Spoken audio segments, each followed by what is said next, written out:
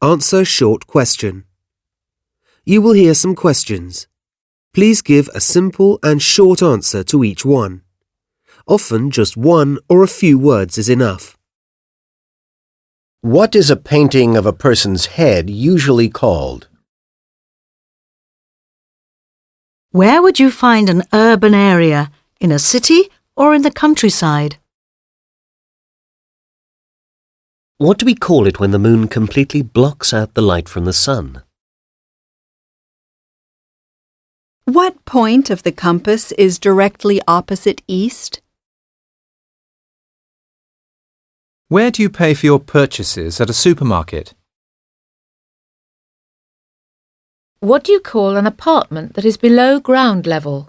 A basement apartment or a penthouse apartment?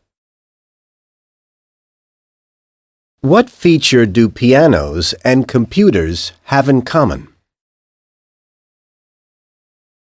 If you are feeling fed up, is it a positive or a negative feeling?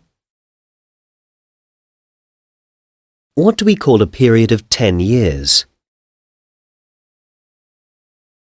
A specialist who repairs leaking water pipes is called a